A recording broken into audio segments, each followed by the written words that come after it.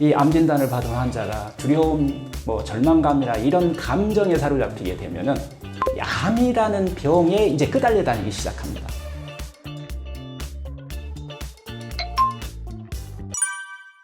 자기소개 부탁드립니다. 안녕하세요. 반갑습니다. 저는 병원 없는 세상을 꿈꾸는 병원장이고요.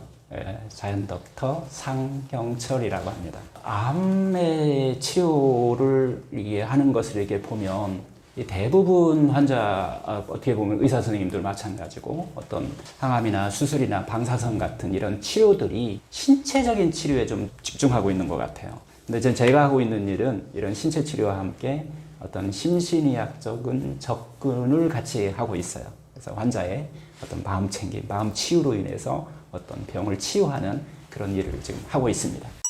암을 이기기 위해 바꿔야 하는 고정관념은 무엇인가요? 암 환자들이 대체적으로 어떤 암의 진단을 받으면 어떤 고정관념을 꼭 갖게 되는데요. 이 암 환자가 암을 이기기 위해서는 두 가지 고정관념을 꼭 바꿔야 된다고 꼭 말씀드리는데요. 하나는 암은 어떤 죽음의 사자라는 이런 생각이에요. 암, 죽음 이런 고정관념을 갖고 있는 경우가 있는데 이런 것들을 이제 바꿔야 된다라고 하는 거고요.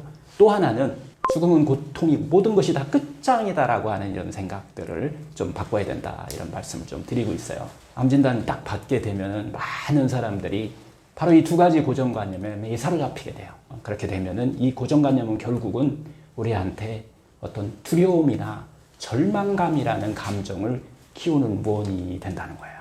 이 암 진단을 받은 환자가 두려움, 절망감이나 이런 감정에 사로잡히게 되면은 암이라는 병에 이제 끄달려 다니기 시작합니다. 그러다 보니까 현재의 삶을 행복으로부터 점점 멀어져서 불행의 골목길에 쫙 가두게 돼요. 보통 암 진단 이후의 삶은 이 건강했던 그 이전의 삶과는 보통 다른 삶이에요. 현대의학이 이 스트레스와 병의 관계에 대해서 많은 연구가 이루어지고 있는데요. 암 치료가 잘 되는 환자의 공통점이 있다고 해요. 이때 공통점은 부정적 감정을 없애려고 막 노력하는 사람이 아니라는 거예요. 우리가 피해야 할 나쁜 것들이 무엇인가에 몰두하는 게 아니라는 거예요. 어디에 몰두하느냐? 내 인생에 있어 오늘 삶에 어떤 기쁨과 충족감을 만들어주신 것이 무엇인지에 대해서 집중하고 있는 사람들이라는 거예요. 얼마 남아있지 않는 삶, 어떻게 행복하게 살 것인지 이 마음에서부터 암의 치료를 시작하는 사람들이 말기암에서 살아 돌아온 사람의 공통점이기도 하다는 거예요. 이 두 가지 암에 대한 어떤 고정관념을 내려놓아야만이 부정적 감정에서 암에 끄달려 다니는 이런 현상들을 우리가 개선할 수 있다라고 하는 거예요. 암 환자일수록 기쁨과 충족감을 느껴야 하는 이유는 무엇인가요? 살아가다 보면 그 많은 세월 속에 살아가다 이렇게 쭉 보면 기쁨도 있었고 슬픔도 있고 여러 가지 부정적 감정들도 있게 되잖아요. 그 중에서 내가 정말 기뻤던 거, 행복했던 거 이런 것들을 생각해 보는 거, 이미지로 한번 상상해 보는 것들도 하나의 좀 방법이기도 하고요. 제일 중요한 것은 지금 현재 삶에서 내가 어떻게 나 자신한테 상냥하게 살 수 있는 방법을 여러분들이 하루하루 지금 현재 삶에서 그걸 생활 속에서 실천하는 그런 자세라고 보시면 돼요. 암을 처음 진단받을 때 환자들이 갖는 감정은 어떤가요? 환자들이 암을 딱 진단받잖아요. 그러면 이제 여러 가지 반응을 좀 보이는데 공통적으로 같이 보이는 반응들이 있어요. 첫 번째 반응이 진단받자마자인데요. 이때는 꼭 이렇게 표현을 하세요.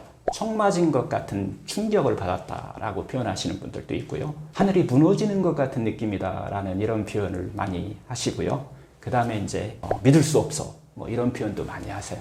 또 왜 나한테 이런 표현도 하시게 되고 멍한 상태가 이런 계속 반응을 보이고 있다라고 이런 표현을 하게 되는데 이것은 이제 우리가 이런 것을 또 다루는 학문이 있어요. 정향심리학이라고 하는 건데 여기에 이제 우리나라 사람만 그런 게 아니라 전 세계인들이 공통적인 반응이라는 거예요.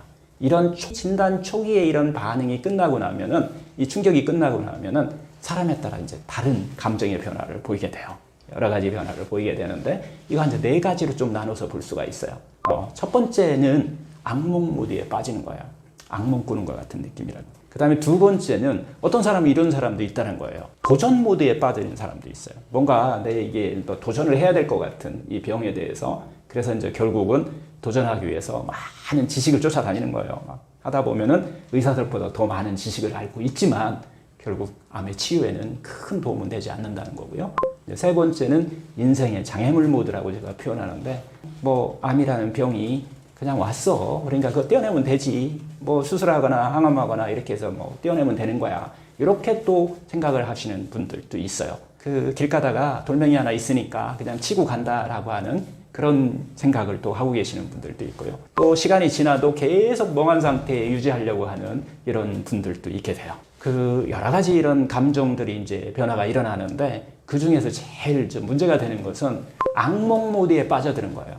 자기가 꼭 악몽 꾸는 것 같은 그 속에서 계속해서 그런 감정들이 올라올 때 이게 이제 문제가 되는데요. 이것은 죽음의 어떤 고정관념이라고 그럴까요? 암에 대한 어떤 고정관념이라고 그럴까요?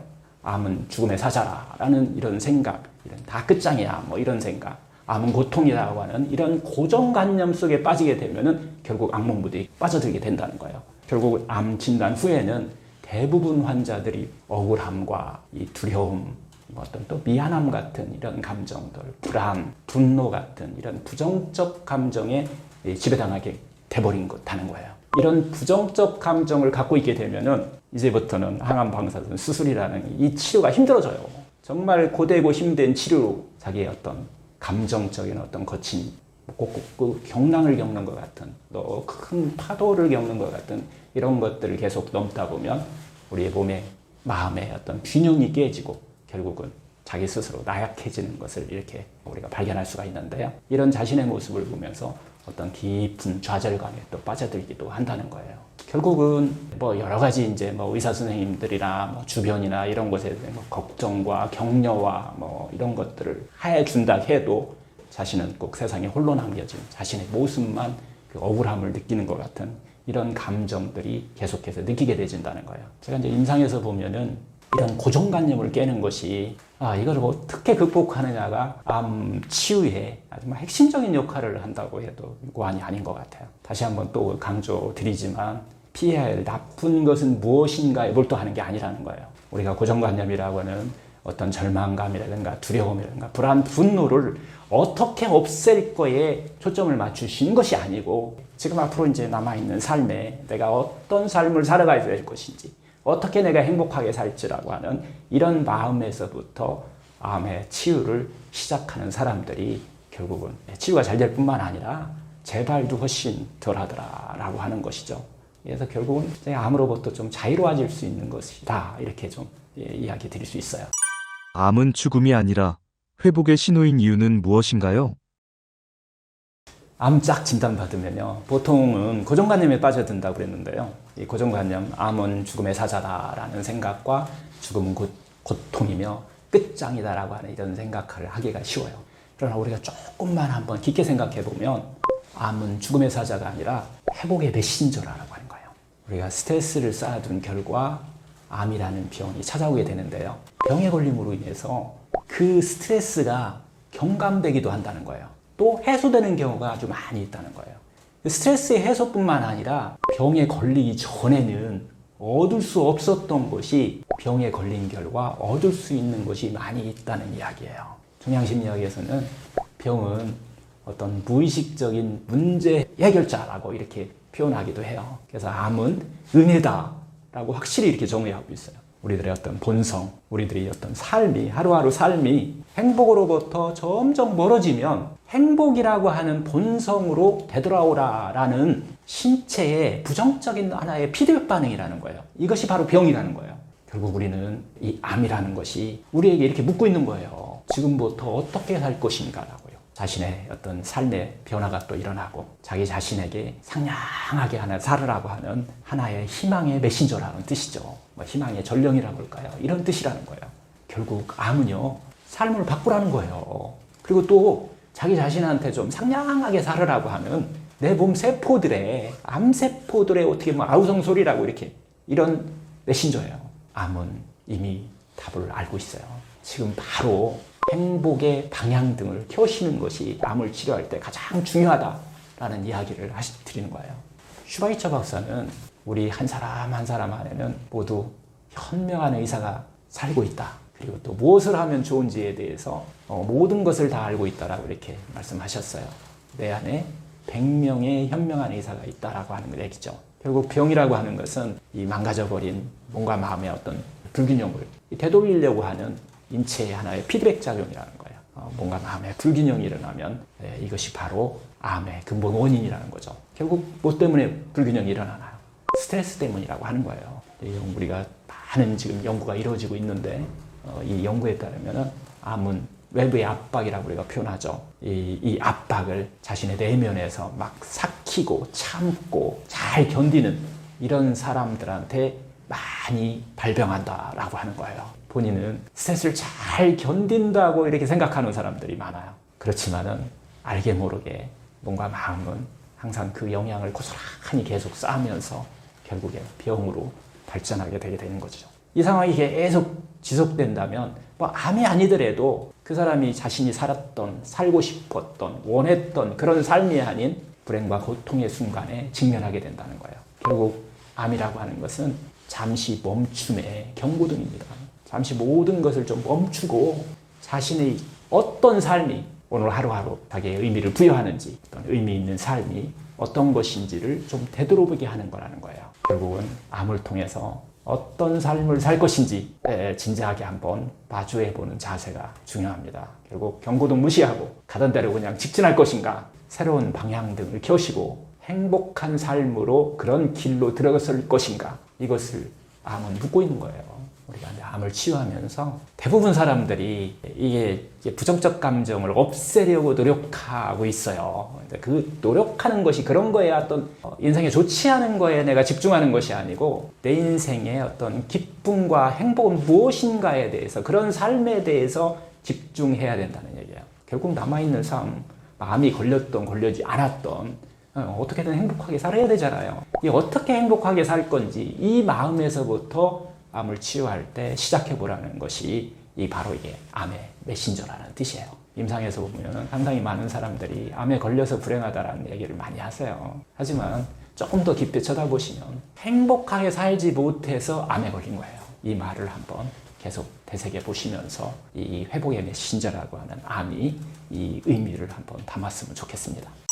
암 환자들이 암에 대한 생각을 쉽사리 바꾸지 못하는 이유는 무엇인가요? 다 알아요. 이제는 이해도 됐어요. 응? 하는데 내가 막 어떻게 바꾸고 싶다고 해서 이게 바뀌어지지가 않아요. 마음의 원래 상태가 그런 거예요. 우리가 막 그 스트레스가 일어나갖고 부정적 감정이 올라와요. 근데 그 부정적 감정을 내가 절대 안 하겠다 한다고 해서 그게 해결되는 게 아니라는 거예요. 그것은 우리가 병이라고 하는, 특히 암이라고 하는 어떤 고정관념 때문에 그래요. 이미 고정관념을 갖고 있어요. 암은 죽음의 사자다. 아니면 암은 다 끝장이다. 암은 고통이다. 이런 고정관념을 갖고 있기 때문에 본능적으로 몸 안에 숨겨져 있던 이런 감정들이 올라와요. 제일 문제를 일으키는 감정이 두려운 감정이에요. 그리고 절망감이에요. 불안이고 분노예요. 이런 감정들이 계속해서 우리가 본능적으로 올라오는 거기 때문에 이런 감정들을 없애는 방법을 우리가 이제 하나의 제시를 좀 해드릴 거예요. 이야기를 좀 드린다라고 하면 이걸 없애려고 하면 할수록 더 올라온다는 거예요. 이걸 없애는 것은 결국은 내가 오늘 어떻게 행복하게 살까에 집중하시는 거예요. 그러면 이 생각들이 방향등이 바뀌어집니다. 최고의 자연치유 심리요법에 대해서 알려주세요. 이 칼 사이먼튼이라고 하는 이분은요, 종양 방사선과 전문이에요. 이분이 이제 대학병원에서 암센터에 이제 근무하게 되는데 방사선으로 종양을 치료하는 전문의죠. 이분이 오리곤주 대학병원의 암센터에 계셨던 분인데요. 이분이 이제 암 환자들 계속 관찰해 본 거예요. 그랬더니 어떤 환자는 똑같은 치료를 했는데도 좋아지는 환자도 있고 어떤 환자는 나빠지는 환자도 있는 것을 발견하고서 이 차이가 왜 나는지, 그리고 점점 나빠지는 환자들은 어떤 환자들인지를 연구를 하신 거예요. 점점 나빠지는 사람들은 암세포가 폭발적으로 막 성장하는 사람, 재발이 잘 되는 사람, 이런 사람들을 한번 공통점을 찾아보니까 7가지 부정적 감정이라고 하는 이 감정에 쉽게 끄달려 다니는 사람들이었어요. 두려움이라든가 막 불안이라든가 분노라든가 절망감이라든가 이런 감정에 쉽게 끄달리는 사람들이 이게 이제 현상들이 나타난다는 걸 알고 그것을 이제 개선하는, 그것을 어떻게 보면 이제 없애는 이런 이제 프로그램을 만들게 돼요. 그래서 이분이 만들어준 프로그램을 우리가 이제 사이먼턴 요법이다라고 해서 이제 사용하게 되는데요. 결국은 종양을 어떤 치유할 때 현대의학 치료뿐만 아니라 어떤 자연치유, 어떤 심리요법이라고 저는 표현하는데 이런 방법을 갖고서 치료했던 이런 것들이 지금 이제 세계적으로 이제 표준화돼 가지고서 제가 볼 때는 메이저 병원들에서는 다 쓰고 있다라고 보셔도 돼요. 우리나라에서는 아직 그 소개가 안 됐고 또 사용하고 있는 병원이 없지만 외국에서는 상당히 많이 보편적으로 사용하고 있는 방법이기도 해요. 그런데 그 안에 세 가지 핵심 이념을 갖고 있어요. 그 핵심 이념의 첫 번째는 삶의 질을 높인다예요. QOL이다 이렇게 표현하는데 Quality of Life다 이렇게 표현을 해요. 삶의 질을 높인다라고 하는 거예요. 의학의 아버지 히포크라테스는 자연의 본성에서 멀어지면 병이 온다라고 했어요. 이분이 이제 이걸 가장 기본으로 해서 프로그램을 만들게 되는데 우리의 삶이 이 기쁨과 행복으로부터 멀어지면 병이 온다는 뜻이에요. 그래서 항상 우리가 피해야 될 것은 뭔가 이런 부정적 감정에 몰두하는 것보다 남아있는 삶이지만 어떻게든 행복하게 살자에 몰두하는 것이 이 프로그램의 이제 핵심이 된 거예요. 그랬더니 삶의 질을 높이기도 하고 치료에 많은 변화가 일어나더라라고 하는 것이죠. 이 마음에서부터 암을 치료를 시작하는 사람들이 바로 암의 재발 없고 암의 치료가 잘 되더라라고 하는 거예요. 결국은 이 삶의 질을 높인다라고 하는 것은 행복하게 사는 방법을 가르쳐주는 이게 이제 첫 번째 핵심 이념이에요. 그래서 암을 치료하는 첫 번째 프로그램의 핵심 이념은 삶의 질을 높인다라고 하는 거고요. 두 번째는 병의 진행의 차이를 만든다라고 하는 거예요. 두 번째 신념이죠. 그 암세포의 어떤 성장이나 재발에 영향 미치는 이 부정적 감정, 두려움, 절망감, 불안, 분노 같은 이런 감정을 내려놓는 방법. 그래서 건전한 신념을 키우는 방법을 이 프로그램이 제공하고 있어요. 그게 두 번째 신념입니다. 세 번째 신념, 마지막 세 번째 신념은 죽음의 질을 높인다는 거예요. 죽음에 대한 건전한 신념을 키워주는 거예요. 왜? 죽음으로부터 이 두려움이라는 감정이 올라오는 것이기 때문에 이걸 해결하는 데 상당히 큰 핵심 이념을 두고 있어요. 결국은 이 죽음의 질을 높인다라는 뜻은 내일 죽어도 여한이 없는 오늘의 삶이 될 수 있게끔 해주는 거예요. 이것이 바로 죽음의 두려움을 극복하는 것이라는 거예요. 결국 죽음의 질을 높이는 것은 삶의 질을 높이는 것이라는 거예요. 이 세 가지 핵심 이념이 암을 치유하는 신념이고 또 실제적으로 암을 치유할 때 상당히 중요한 역할을 하더라라고 하는 것이 이 프로그램에 담겨 있습니다. 똑같은 치료를 하는데 왜 누군 낫고 누군 낫지 않을까요? 똑같은 진단을 받은 대로 환자한테 똑같은 치료를 한번 해본 거예요. 그렇게 해도 점점 좋아지는 환자도 있는데 반해서 점점 나빠져서 죽음을 맞이하는 환자들도 있잖아요. 이거에 대한 이 차이는 도대체 왜 생기는 걸까요? 이것은 뭐 환자들도 당연히 궁금하시겠죠. 하지만 의사들도 궁금해요. 이 질문에 대한 답이 상당히 많이 연구가 돼요. 그래서 특히 종양심리학자들에 의해서 연구가 되는데요. 임상에서 실제적으로 이제 밝혀지는 내용들인데요. 암을 치료하는 이 종양심리학자들이 임상 현장에서 환자를 계속 관찰을 한번 해보니까 환자의 살아가는 자세, 즉 우리가 살아가는 자세가 큰 영향을 미치고 있더라는 거예요. 우리가 치료나 치유나 뭐 이런 과정에 상당히 큰 영향을 미치고 있다라고 하는 것을 알게 된 거예요. 어떤 환자가 점점 좋아지느냐? 희망을 가지고 일상생활을 하는 환자예요. 이런 환자들이 절망감에 빠져 있는, 그렇게 하면서 치료에 임하고 있는 환자에 비해서 훨씬 경과가 좋다는 것이 밝혀지게 되는 거죠. 치료나 어떤 인생에 대해서 좋은 의미를 가지고서 어떤 긍정적인 자세를 가지고서 살아가는 것이 건강한 삶, 치료의 차이까지도 가져온다라고 하는 거예요. 동양에서는 옛부터 심신일여라는 말이 있잖아요. 몸과 마음이 하나다라는 뜻이죠. 병은 마음으로부터 시작된다라고 하는 거예요. 이게 이제 현대의학에서도 우리 정신 상태가 어떤 심리 상태가 신체에 어떤 영향을 미치고 있는지에 대해서 다양한 연구들이 이제 이루어지고 있고요. 어느 정도는 다 밝혀진 것 같아요. 특히 이제 정신신경면역학이라는 학문이 있어요.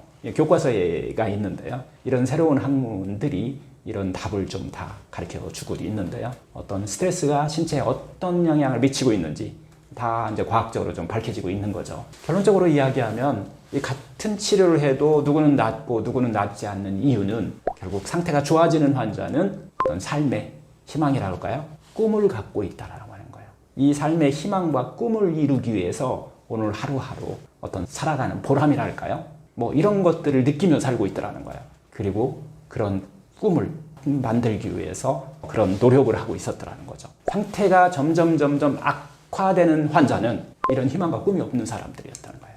이게 없으면 결국 절망감에 빠져들게 돼요. 이 절망감에 빠져들게 되면은 두려움과 불안과 분노와 어떤 집착 같은 이런 부정적 감정에 끄달려 다니고 있더라는 거예요. 이렇게 살고 있는 사람들이 낫지 않는 사람이라는 거예요. 결국 이런 사람들은 암과 싸우지 않고요. 부정적 감정과 계속 싸우고 있으면서 자기 에너지를 다 소모하고 있더라라고 하는 것이 이제 학문적으로도 이제 밝혀지게 되는. 그래서 지금은 이걸 어떻게 부정적 감정에서 건전한 감정으로 바꿀 것인지 이런 치료법들이 현대의학에서 지금 이제 적극적으로 좀 사용되고 있습니다. 내가 부정적 감정에 끌려다니는지 알 수 있는 방법이 있을까요? 일단은 이런 부정적 감정이 올라올 수는 있어요. 그래서 특히 이제 암 환자들은 7가지 부정적 감정에 대해서 해결하는 방법을 이제 현대의학에서 많이 활용하고 있는데요. 7가지 부정적 감정은 첫 번째 두려움, 두 번째가 절망감, 세 번째가 불안, 분노, 자책감, 죄책감, 배신감, 외로움, 우울감, 이런 것들이 이제 부정적 감정이면서 암을 더 나쁘게 만드는 암세포를 성장시키는 것이다 라고 하는 것이 정신신경 면역학이라는 책에 이제 나오게 되는데요. 결국은 이런 것들을 본인이 어떻게 이게 알 수 있느냐 하면은 수치를 좀 이렇게 나누시면 좋아요. 그래서 수치를 1부터 10까지 하는데 10은 거의 죽을 것 같은 느낌이에요. 한 7 정도 되면은 이때부터는 이제 상당히 이 암세포에 그 병에 영향을 미치고 있는데요. 7의 기준은 어떤 거냐면 친구하고 얘기하고 있는데요. 자꾸 생각이 나요. 그 생각이 나요. 그 다음에 내가 밥을 먹고 있는데도 또 그 생각이 나요. 또 잠을 자고 있는데도 자꾸 그 생각이 나요. 그래서 결국은 신체적으로 어떤 현상들이 나타나나요? 불면을 만들기도 하고요. 또 만성 피로를 또 만들기도 해요. 만성 피로와 불면 같은 것이 나타나면은 이런 부정적 감정에 빠져 있는지 한번 확인해 볼 수가 있어요. 그리고 또 하나는 금방 내 생겼다 사라지는 건 문제가 되지 않아요. 질질 끄는 것이 문제예요. 7 이상이 계속 지속적으로 계속된다라고 하면은 이런 것을 기준으로 해서 내가 내 스스로 암세포를 키우고 있구나라고 이렇게 알아차림하는 것이 중요합니다. 암 환자 주변 사람들이 암 치료에 미치는 영향이 있나요? 우리는 이건 이제 서포터라고 얘기하는데, 이 서포터는 카운슬러가 아니더라도 뭐 이런 전문적인 것이 아니더라도 우리 주변에는 이런 서포터가 상당히 많이 있죠. 그래서 이제 가족인 경우는 가족 서포터, 먼저 사회적으로 이제 하는 분들은 또 우리가 그냥 서포터다 도와주는 친구일 수도 있고요. 뭐 이렇게 하는데 암의 치료에 있어서 상당히 중요한 역할을 하고 있어요. 이분들이 어떻게 하느냐에 따라서 암 환자들이 마음을 좀 편안하게 하고 릴렉스하고 살 수 있느냐, 아니면은 그냥 어떻게 하든지 그냥 집착과 욕심으로 그냥 병을 치료하려고 접근할 수 있는지를 결정해 준다고 해도 과언이 아니에요. 이런 프로그램을 할 때는 제가 꼭 같이 좀 들어와라, 같이 좀 들어야 된다. 왜냐면 자기의 마음을, 속마음을 이렇게 확 터놓고 소통이 잘 될 수 있는 이런 역할을 해준다면은 정말 좋은 서포터, 좋은 카운슬러가 된다. 암을 치료하는 데 있어서, 내 마음을 편안하게 하는 데 있어서, 특히 내 삶을 살아가는 데 있어서, 내가 행복하게 사는 데 있어서 이런 데 상당히 중요한 역할을 하고 있기 때문에 암의 치료에 퍼센트로 따지면은 저는 50%라고 생각을 해요.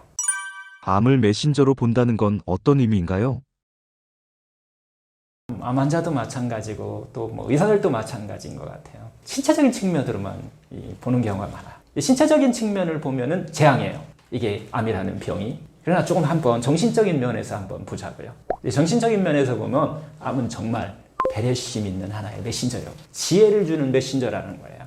어떤 메신저죠? 암은 삶을 바꾸라는 신호잖아요. 자신이 원래 길로 다시 돌아가라라고 하는 신호예요.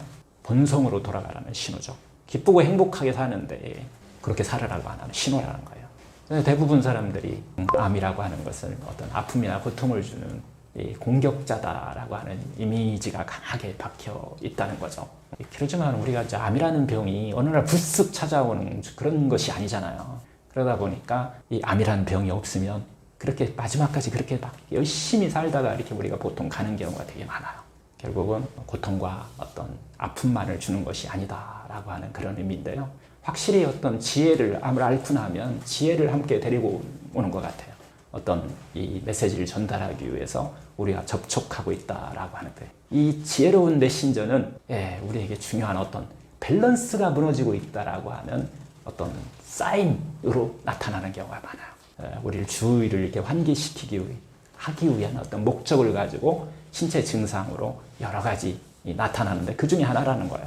어느 정도 밸런스가 계속 무너지고 있으니까 빨리 밸런스를 잡아라, 삶의 밸런스를 잡아라, 이런 의미라는 거죠. 우리가 살고 있는 이 자연계나 우주도 마찬가지잖아요. 밸런스를 유지하기 위해서 정말 다양한 작용을 하고 있잖아요. 겨울이 지나면 봄이 오잖아요. 다 밸런스 유지하는, 이렇게 이 우주 만물이 돌아가게 돼 있다는 거죠. 우리 인간도 마찬가지로 각자 자기 자신의 밸런스를 잡고 원래 자신으로 돌아가기 위한 어떤 작용을 하고 있다라는 거예요. 그게 무너졌을 때 결국 암이라는 것은 좀 더 행복하게 살으라고 하는, 밸런스를 잡으라고 하는 이런 사인으로 온다라고 하는 거죠. 우리가 병에 걸리는 것은 어떻게 보면 자기 자신의 밸런스를 되돌리기 위한 신체의 어떤 부정적인 작용의 하나일 뿐이에요. 그래서 몸은 밸런스를 유지하고자 하는 이런 메시지라는 거죠. 암에만 해당되는 것은 아니겠죠. 다양한 많은 모든 병에도 마찬가지로 작용을 하고 있다라고 보는 겁니다. 암 환자 돌보는 카운슬러가 가져야 할 마음가짐은 무엇인가요? 카운셀러 하면은 우리가 이제 주위에서 여러분들 가족일 수도 있고 또 실제 또 전문가일 수도 있어요. 이분들이 가져야 될 10가지 마음가짐, 이 마음가짐을 카운셀러 하시는 분을 가지고서 암 환자들한테 교감하면 좋다라는 그런 의미로 10가지 마음가짐을 제가 이야기를 한번 해보고 있어요. 결국은 어떻게 보면 공감하는 거예요. 어떻게 공감하고 공감하는 시선으로 서로 들여다봐야 된다 하는 거고요. 그래서 이제 10가지 중에 첫 번째예요. 카운셀러의 마음가짐 첫 번째는 실제적으로 암 환자 이렇게 우리가 보다 보면 약하고 좀 상당히 섬세해요. 강한 것 같은데 속으로는 정말 약하고 섬세하다는 이 사실을 이해해야 돼요. 상냥하고 부드럽게 상담이 이루어지도록 해야 된다는 것이 이게 첫 번째 마음가짐이에요. 두 번째는요, 환자한테 자꾸 나쁜 것 막 하지 말 것, 이런 부정적인 행동에 눈을 돌리지 하지 말게 해야 돼요. 좋은 것, 하고 싶은 것에 이미 막 환자가 다 갖고 있어요. 이런 거에 좀 초점을 맞출 수 있도록 좋은 점과 긍정적인 행동에 마음을 계속 둘 수 있도록 유도해줘야 됩니다. 상당히 많은 카운셀러들이 지식적으로 접근하면서 이거 하면 안 돼, 저거 하면 안 돼, 막 이런 식으로만 접근하게 되는데 안 된다고 아무리 해도 쉽게 바뀔 수가 없어요. 그래서 바뀌는 것은 반드시 내가 더 좋은 것, 나한테 좋은 것, 나한테 행복한 것 이쪽에 좀 더 초점이 될 수 있도록 카운셀러를 해야 된다라고 하는 거고요. 세 번째는 모든 치유는요, 항상 환자의 기운을 복돋는 방향이어야 한다는 거예요. 항암이나 방사선이나 수술 같은 것이 기운을 빼고 있지만 마음만은 기운을 복돋아주는 이런 방향이어야 한다는 거고요. 네 번째는 카운셀링은 이게 교육적 요소를 좀 포함하고 있어요.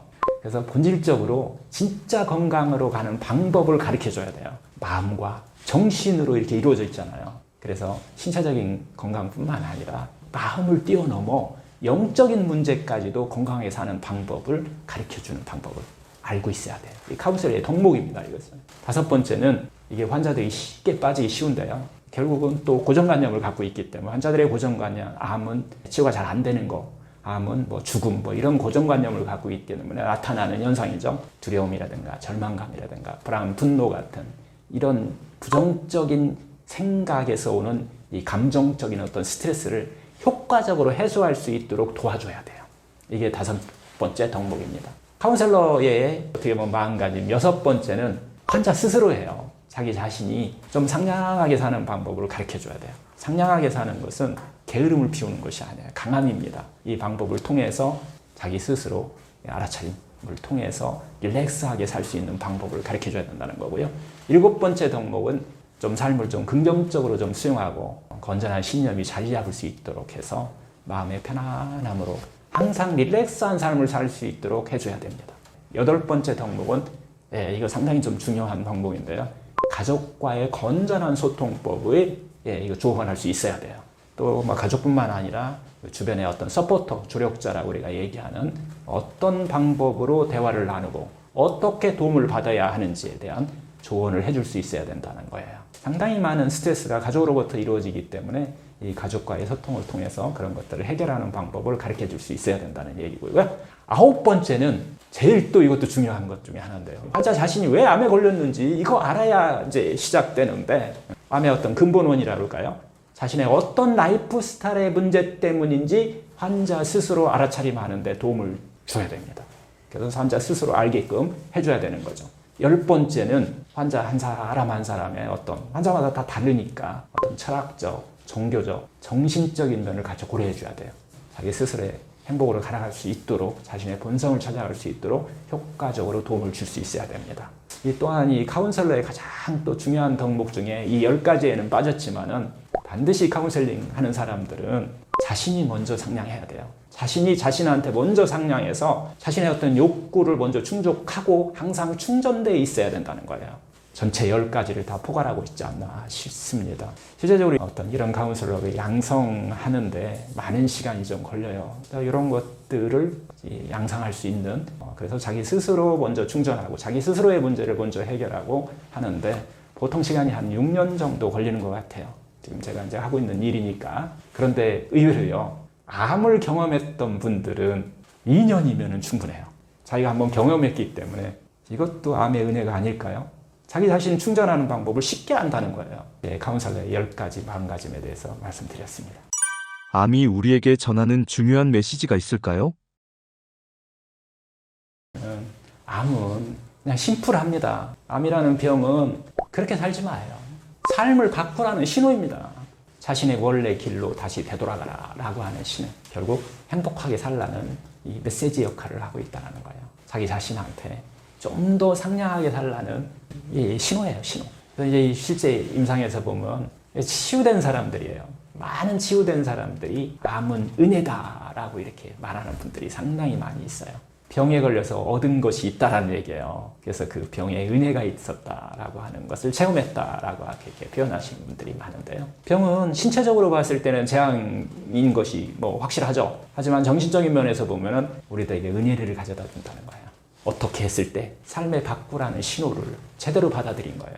이렇게 되면은 암은 하나의 은혜가 된 거예요. 보통 이제 암이 치유된 후에야 암은 은혜라고 이렇게 말하는 분들이 많은데요. 암이 치유된 분들이 암의 은혜로 가장 많이 드는 이야기들이 있어요. 한 4가지 정도가 있는데요. 이 첫 번째가 암의 은혜로 주변으로부터 애정이나 배려를 느꼈다라고 이렇게 표현하신 분들이 많아요. 병으로 인해서 가족이나 친구, 어떤 주변 사람들로부터 애정이나 배려를 느꼈다. 이렇게 느꼈다면 그건 당연히 큰 병의 은혜잖아요. 어떻게 보면 냉정하게 우리가 한번 생각해 보면요, 금방 막 태어났어요. 그런 아이가 주위로부터 애정과 어떤 케어를 갖다가 받지 못한다고 보면 그 아이 결국 죽는 거예요. 이건 주제의 사실이잖아요. 그런데 우리들한테도 마찬가지라는 거예요. 우리들은요, 단지요, 커다란 아기일 뿐이에요. 필요한 사랑을 받지 못한다면 우리들은 말라서 썩어 문드러지는 그런 존재라는 거죠. 이게 이제 가장 많이 암의 은혜로서 얘기하는 거고요. 또 이제 암에 걸림으로써 은혜. 2번째는 이것도 마찬가지로 이제 세계적으로 다 이게 공통이에요. 우리나라만 아니에요. 세계적으로 공통인데, 2번째는 또라고 할 수 있게 되었다는 얘기를 하세요. 어떤 시린이나 어떤 입장에서 해방되었다고 이렇게 말씀하시는 분이 있는데, 이것도 암의 은혜가 되는 거죠. 병에 걸림으로 인해서 노라고 할 수 있게 되었다. 어떻게? 평상시에는 죄책감을 좀 가지고 노라고 했었던 거예요. 그것을 죄책감 없이 노라고 말할 수 있다라고 이렇게 이야기하시는 분들이 2번째로 많이 있었어요. 병의 은혜라고 말씀하시는 3번째는 많이 드는 것은 인생에서 우선순위를 재확인할 수 있었다라고 이렇게 표현을 해주시는 분 많이 계신데요. 삶의 목적이 무엇인지 확인할 수 있는 이런 시간을 가지고 있었다. 삶에서 무엇이 정말 중요한지, 또 행복이 무엇인지 이런 거에 대해서 알게 되었다라고 이렇게 이야기하시는 분이 3번째였어요. 4번째 마지막으로는 자기 자신의 시간을 가질 수 있었다라고 하는 것이 4번째 많이 언급됐어요. 자기 자신을 어떤 되돌아볼 시간도 갖고 자기 자신을 충전할 수 있는 이런 시간을 가질 수 있었다. 자신이 정말 좋아하는 일에 몰두할 시간을 좀 가졌다라고 하는 거예요. 이런 것들 여러 가지 이제 뭐 알아차림이라든가 어떤 영적인 탐구라든가 자신한테 있어서 이 바람직한 어떤 휴식의 시간을 가질 수 있는 것들, 이런 것들을 내가 알았다라고 하는 것을 암의 은혜로 들고 있어요. 결국 이 암이 우리에게 전하는 메시지, 이건 하루하루요, 삶의 목적, 삶의 의미, 어떤 행복을 느끼면서 살라고 하는 메시지라고 하는 거예요. 암을 진료하면서 느끼시는 암 환자들의 공통점이 있나요? 암 환자들이 갖고 있는 특성 딱 하면은 여러분도 좀 떠오르지 않으시는가요? 정말 참을성 많아요. 일을 끝까지 막 해내고자 하는 그런 사람들이라는 거예요. 이런 사람들 또 보게 되면은 타인으로부터는 좋은 사람이다라고 이렇게 그런 소리를 듣는 사람들이에요.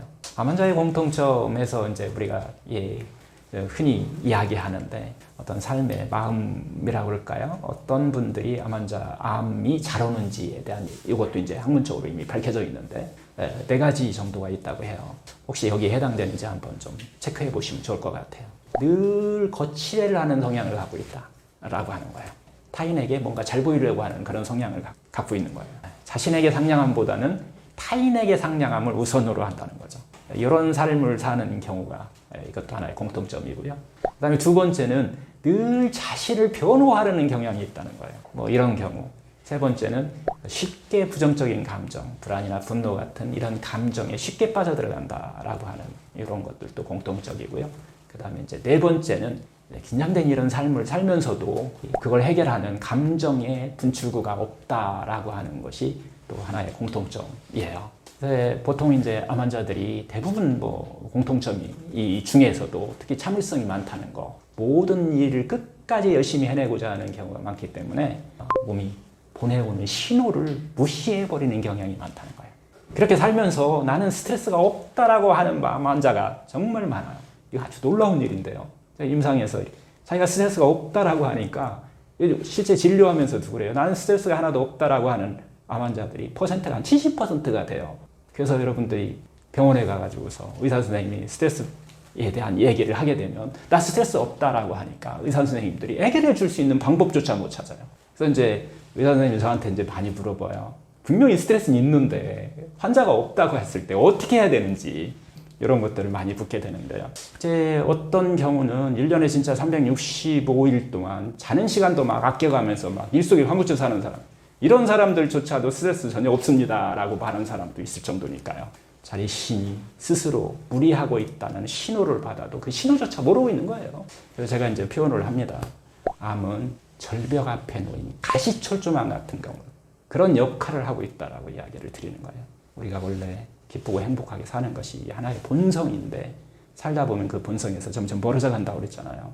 진짜 살아가야 할 그 본성에서 멀어지면은 반드시 몸은 그만 가세요. 그만 가세요라고 하는 메시지가 계속 오는데, 이 참을성이 강한 암 환자들은 이런 거에 신경 안 쓴다는 거예요. 막 참고 견디면 간단하게 무시하고 훌쩍훌쩍 뛰어넘어 버려요. 또 계속해서 이렇게 또 진행되다 보면 행복이라는 어떤 본성에서 점점 멀어지면 그 연장선상, 그 절벽이라고 우리가 표현을 하는데 그 절벽 위에 가시철조망이 하나 쳐져 있는 거예요. 그 역할을 암이 하고 있는 거예요. 이제 더 이상은 낭떠러지니 더 이상 가면 안 된다라고 하는 표현이에요. 이 암이라고 하는 것은 이 가시철조망의 역할을 하고 있다는 거예요. 근데 이 가시철조망은 아무래도 가시에 찔리면 부딪히면 아픔이나 고통을 따르겠죠. 그 아픔과 고통을 통해서 더 이상 갖지 말라라고 하는 계속해서 사인을 주고 있다라고 하는 거죠. 그러면 이 가시철조망이라고 하는 의도는 무엇일까요? 이게 바로 너를 고통스럽게 하겠다라고, 아프게 하겠다라고 하는 그런 뜻일까요? 절대 아닙니다. 아니에요. 그 의도는 이 아픈 앞으로 더 나가면 너 절벽이야. 낭떠러지로 떨어져. 당신이 들어갈 영역이 아니라는 거예요. 방향을 바꿔서 좀 삶을 바꿔서 좀 더 행복하게 사세요라고 하는 메시지를 전하고 있는 것이라는 거예요. 인생에서 기쁨과 행복의 길을 잘못 들었다라고 하는 사인이에요. 잘못 들었어요. 돌아가세요. 그렇게 살지 마세요라고 하는 메시지라고 하는 거죠. 그럼 지금부터라도 이 암으로부터의 이 메시지에 귀를 한번 기울여 보세요. 암을 진단받은 많은 사람들이 암이 이 공격자로서가 아니라 이 메신저로서 한번 받아들여 보는 거예요. 이 메시지에 한번 솔직히 귀를 기울이고 자신의 살아온 길을 한번 변경하시는 겁니다. 결국은 자기 자신한테 한번 상냥하게 사시는 거예요. 이것이 아마 암을 치료하는 첫 번째가 되지 않나라는 생각입니다. 어떻게 사는 것이 건강한 삶일까요? 제가 이제 임상을 하면서 여러 가지 언어를 사용하는데 그 중에서 가장 이렇게 많은 환자분들이 확 와닿았고 자기가 좀 꼭 하고 싶은 거다라고 하는 언어가 자기 자신에게 상냥하게 사는 거예요. 이건 뭐 암을 갖고 있지 않다고 해도 이제 언어로 표현할 때 이제 그렇게 이야기를 하는데 이것을 이제 처음 듣는 얘기다 보니까 자기의 머릿속으로 다 해석을 해요. 그다음 어떤 사람은 게으르면서 막 상냥하게 살았다고 얘기하기도 하고 어떤 사람은 뭐 막 또 막 일을 더 열심히 하면서 나는 상냥하게 살고 있어. 내가 하고 싶은 일 하고 있어. 막 이렇게 표현하시는 분이 있는데요. 여기서 자기 자신에게 상냥하게 사는 방법은 배우셔야 돼요. 정말 그 습관 들일 수 있도록 어느 정도 시간을 가지고서 이렇게 하셔야 되는데 여기서의 의미는 자기 자신한테 관심 갖는 거예요. 지금까지 밖에만 관심을 갖고 있었어요. 남편이었고 부인이었고 또 막 물질이었고 이것을 내 안에 한번 나 스스로를 한번 관찰해 본다라고 하는 그런 의미를 갖고 있어요. 자기 자신을 관찰해 보시면은 잘 한번 관찰해 보시면은 감각을 관찰하고 자기의 느낌을 한번 관찰해 보시면은 내 몸 안에서 상냥하게 살기 뭔지를 정확하게 가르쳐 줘요. 릴렉스가 나온다는 얘기예요. 정말 릴렉스가 나와요. 이 방법은 한번 기회가 되면 여러분들하고 같이 한번 할 수 있는 기회가 됐으면 좋겠어요. 그냥 바로 여러분들이 깨달을 수 있어요. 무슨 얘기인지. 구독자분들에게 해주고 싶은 말이 있으신가요? 네, 인폴스테이지 구독자 여러분 이렇게 끝까지 들어주셔서 감사드리고요. 특히 이게 아픔을 갖고 계신 분들은 한번 깊이 또 생각해 보시면서 우리가 상냥하게 살 수 있는 방법을 한번 찾아가시는 것이 결국은 병을 치료하는 또 암을 치료하는 가장 또 시작이다. 치유의 질을 높일 수 있고 삶의 질을 높일 수 있는 이런 방법이다라고 하는 것을 한번 다시 또 강조드립니다. 끝까지 들어주셔서 감사합니다.